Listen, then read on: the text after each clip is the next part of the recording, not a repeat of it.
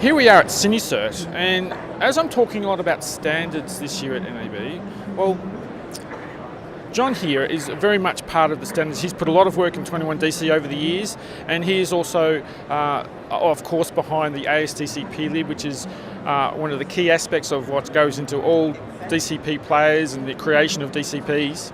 And he's, as we know, IMF, for example, is based on the DCP standard. So he, of course, has a lot of input into IMF. He has products in the IMF, range, or that sort of part of the model. And I wanted to talk to him to get some feedback on how is it going for IMF, what's the traction in IMF, and what do you actually do in IMF? This is a great year for IMF because... Absolutely. Yeah, no, it was at this time last year that Netflix first took an interest, and it was around the time of IBC that they stated their whole commitment to it, and so that has helped attract interest from other companies that were perhaps sitting on the fence and not sure if they wanted to do it. So there's been a lot of talk about IMF. We're seeing multiple vendors this year who are showing up with not just IMF experiments, but finished IMF features that they're intending to support because their customers have been asking for them. We've been getting a lot of interest as well in our line of products for automating IMF workflows and IMF processing. So it's compared to last year, IMF interest, I would say, is up about 500%. Yes, I'd agree with that. As you know, I'm very interested in the standards, etc., and I've been following IMF as best I can. And I would definitely say this year is the year of IMF. Out of all the standards which I've been talking about, IMF has definitely gotten traction multiple times more than the other standards currently as yet. Well, ACES is coming along, but it's been there for a while. But IMF is coming on like a train, and for good reason, I would say. And Disney and Netflix have identified that and have pushed it forward. And just talking about it. Them. Sony and Universal are also deeply committed to it, and Warner Brothers has a system that's very IMF-like that's already in place that we'll expect to see them making the transition, I would hope, in the next 3 or 4 years.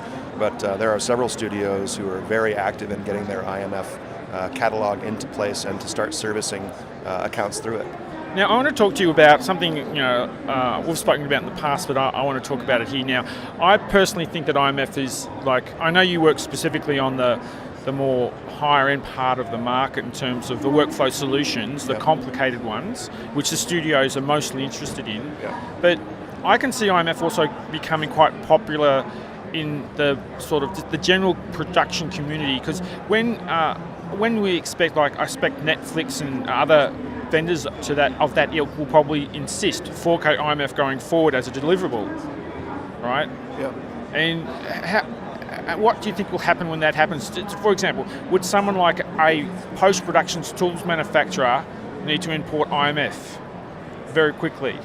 Certainly, especially if your tools were editorial in nature and you wanted to take advantage of IMF's difference capability, that is the ability to represent a new version as just the difference on top of an original version, then absolutely editorial workflows need to be able to read IMF natively so that you can make that kind of editorial change in a comfortable environment without having to transcode the media.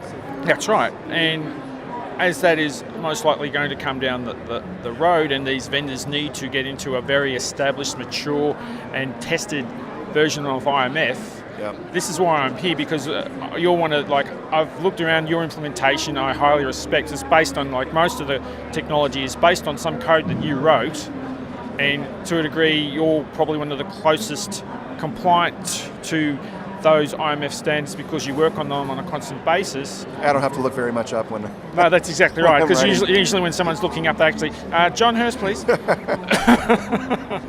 So I just want to encourage, those vendors who are looking at going to IMF, this is one of the people I would suggest you talk to, due to his understanding, his commitment to the Simply community, and his company being so concentrated on that product and that implementation.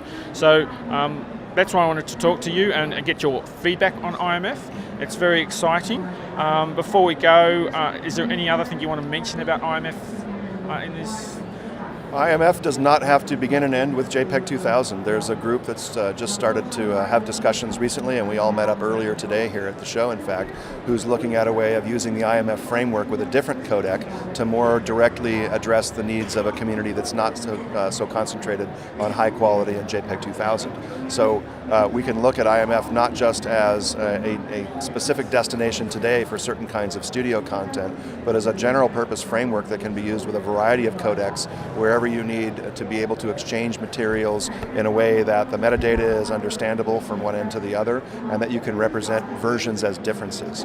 And that's, I think, the main thing that people should look at when they're deciding whether to pick up IMF. If you're just making one version of something or a couple of versions or something, the complexity of IMF may not be worth it at this time. But if your version count is getting up into double digits, then IMF can save considerably on disk space and transport time and actual editorial time by allowing you to work only on the parts of your content that are changing, not the parts that remain the same between the original version and a particular version you're trying to create. That's correct. One thing you said that triggered something in my understanding of IMF.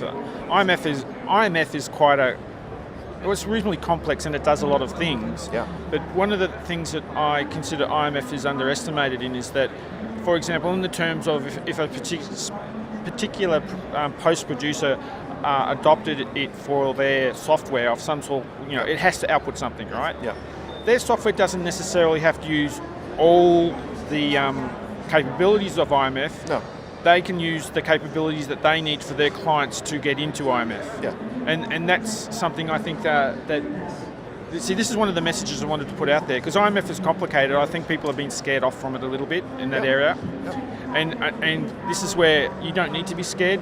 You can approach it in a way that works for you and your clients, and it's when you need to talk to someone like John Hurst, who can actually materialize that reality to you and your product, because they have to know it well enough to know what is important and what is not. Yeah, I think it's scary as an early adopter technology, but I think that once we're another couple of years into this, IMF output will be just as easy as output into QuickTime, for example. Yeah, that's right. At that point, it won't be a matter of being scared of it. It'll be a matter of what is the delivery requirement you have That's right. But for today, the real advantage to IMF is to early adopters, is to those who are interested in that complexity, because those are the features that differentiate it from all the other available that's what formats. gives you the advantage.